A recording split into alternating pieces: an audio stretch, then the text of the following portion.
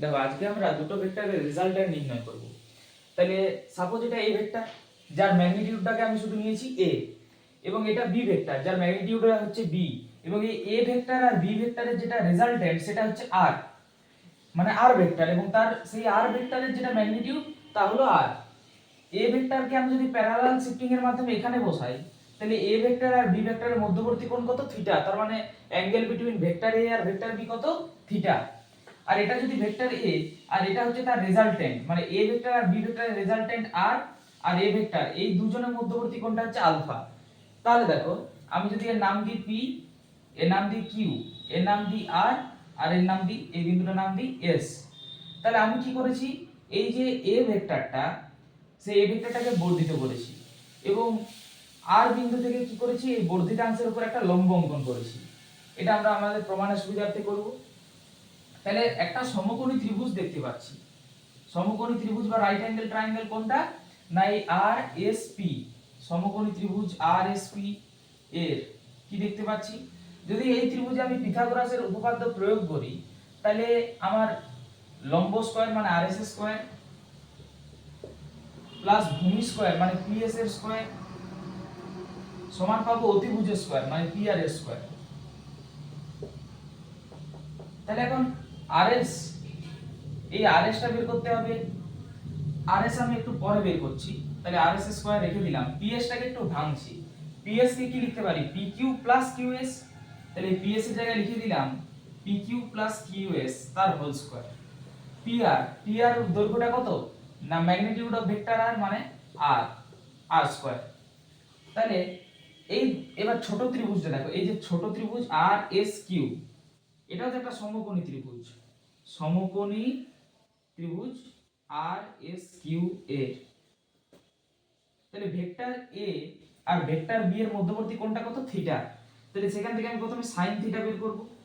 sin theta মানে কি? লম্ব বাই অতিভুজ, তার মানে rs বাই qr। এখন qr টার দৈর্ঘ্য কত? b, তার মানে rs সমান লিখতে পারি b sin থিটা। অনুরূপে আমি এখান থেকে cos থিটা বার করছি, ওই ত্রিভুজে cos থিটা কি হবে? ভূমি বাই অতিভুজ মানে qs by b, qs by b। তাহলে এখান থেকে qs সমান কি লিখতে পারি?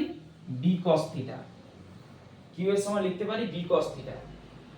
তাহলে rs এর জায়গায় কি লিখবো? rs এর স্কয়ার আছে, তার মানে b sin থিটা স্কয়ার, তার মানে b square sin square theta plus pq, pq এর কোন মান আছে? pq মানে a, তাহলে a প্লাস qs এর কি মান আছে? b cos theta, b cos theta.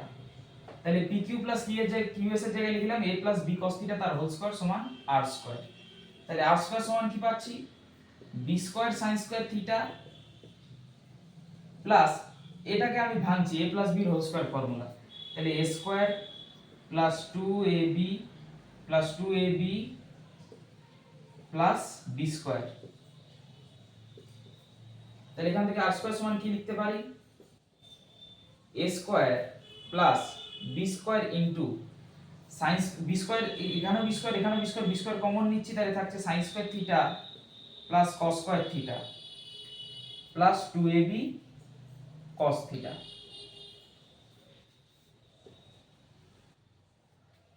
তাহলে r স্কয়ার সমান কি পাচ্ছি?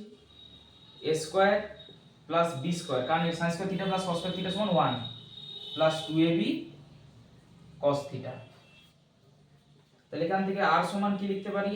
Under root a square plus b square plus 2ab cos theta. তাহলে যে a ভেক্টর এবং b ভেক্টর এদের যে রেজাল্টেন্ট, সেই রেজাল্টেন্টের ম্যাগনিটিউডের ফর্মুলা কি? Root under a square plus b square plus 2ab cos theta.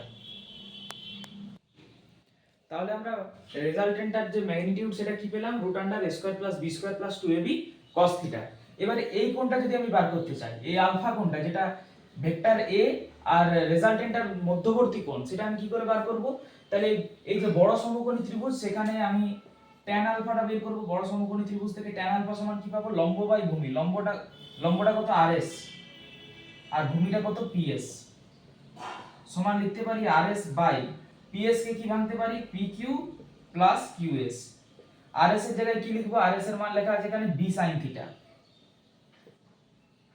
R pq PQ এর জায়গায় কি লিখবো a প্লাস QS এর জায়গায় কি লিখবো b cos থিটা। তার মানে আমি tan আলফাটারও ফর্মুলাটা পেয়ে যাব এখান থেকে যে b sin theta by a plus b cos theta.